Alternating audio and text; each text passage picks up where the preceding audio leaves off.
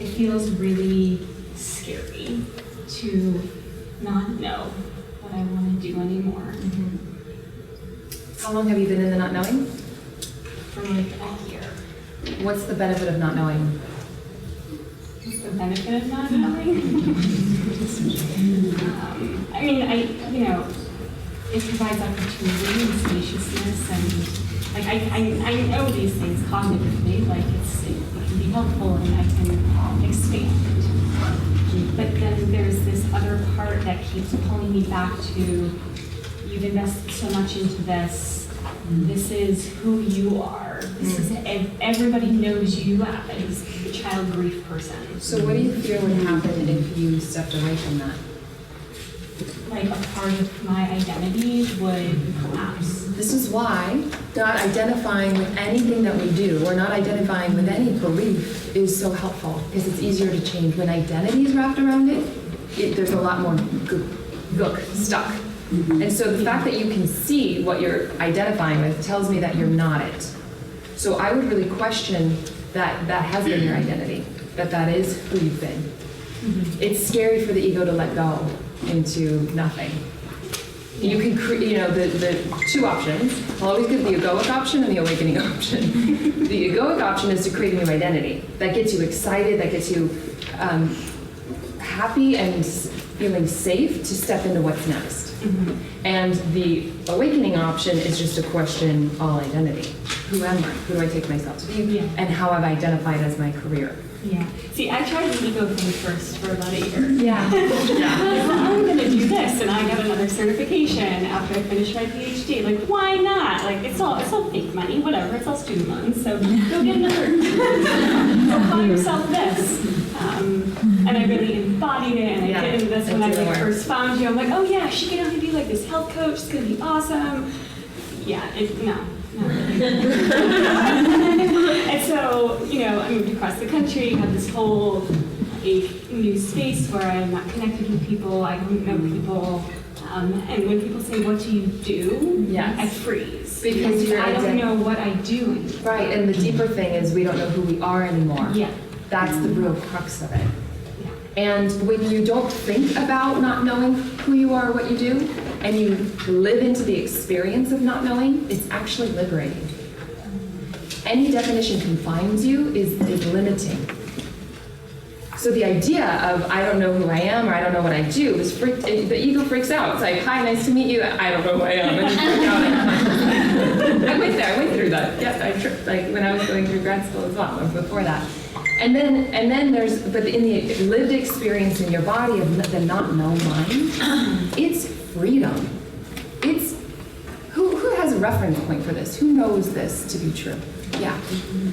When you question identity and who you have thought you are, there's a lived experience that you don't need to know. You know. So there's three levels of knowing. There's the mental level, the emotional level, and the gut lived experience. When you have more of the gut lived experience, then you can have a title that comes and goes, a job title. Your relationships come and go, body changes, and there's this grounded well-being that is always okay in here, and you're connected as it. You know that you know yourself as this, and that's a deeper level of security beyond the egoic level. And so to me, you're in a beautiful opportunity. I know it's like life is so loving, life is so friendly, and it seems hard. It's like, but I just give me the title because I'm freaking out and I want to know, and I don't want to feel this way. But ironically, when we slow down and just feel this way, just for a moment, breathe into it, allow it, drop into it, rather than thinking about it, drop into it. And it's like, what is this sense of not knowing? And we get curious, and we wake up to an aliveness that is here right now, that is prior to any mind-based knowledge in it. And that can happen in an instant. That can also be nurtured with a practice of meditation, of inquiry, of question. These are my two spiritual practices: questioning everything and meditation. Well, I have this theme so I teach, I'm a graduate professor, and I teach inquiry, and I teach reflection, and I teach mindfulness. My husband's like, are you going to come meditate? I'm like, nah, I'm too busy for that. So I have this really lovely, and I think a lot of us do, where we're teaching or guiding or doing the thing that we need the most. actually, yes. Yes. But the most beautiful thing about that is when we're really living it and we're true to the practice, that will attract people in life situations. And because, so for example, as a coach, I'm living what I'm sharing, and I have to get supports and practices to do it. And yes, there's always going to be another level of growth edge, right?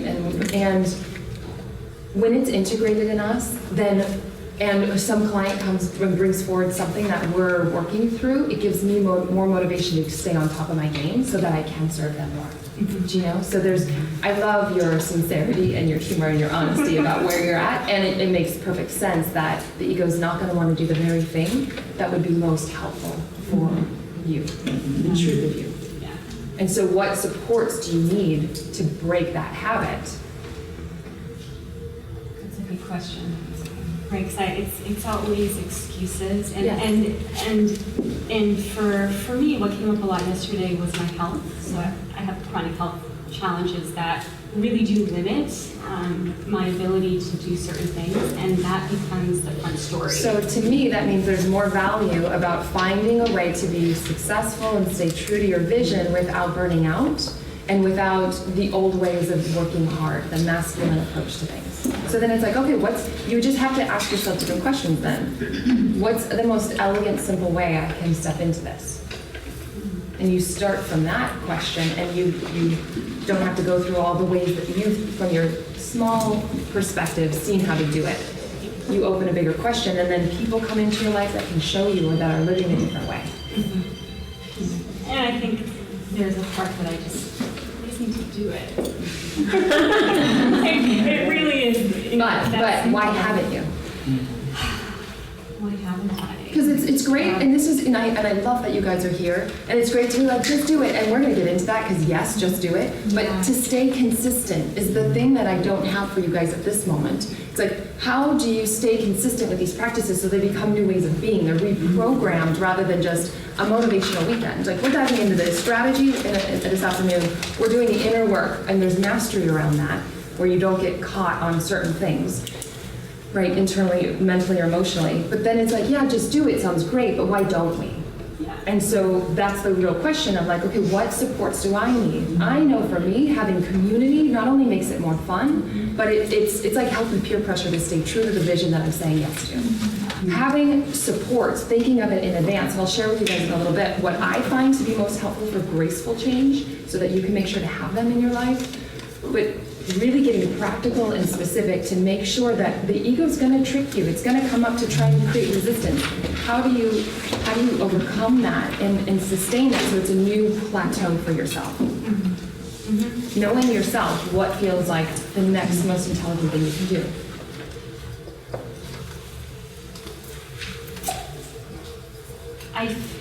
I'm pulled towards the idea of community, of accountability. Yes. And where I struggle is, I was doing this business coachy thing and had an accountability buddy, and she never showed up. And then I got another, and she never showed up. Okay. And then I got another, and she never showed up. So I want accountability. So when there's patterns like that, yeah, then it's like, what is this mirroring to me? How am I showing up that participates in this dynamic? yeah. And then I'm not showing up for myself. That's right. And then as you start showing up for you, you either don't attract those situations or you're not triggered when they don't. And then you're like, oh, here's my hour, I'm gonna do this. Or you call a friend. Yeah. You still take advantage of it. But I love that you just said, how am I doing this to myself? That's the inside out approach. That's where it's a mirror, and that's how it can more easily shift, rather than being like, I need to find somebody that's gonna really do it. Mm-hmm. So accountability, community sound like things that are really important for you. Yeah. So how can you create that in your life? Well, there's some lovely ladies here today.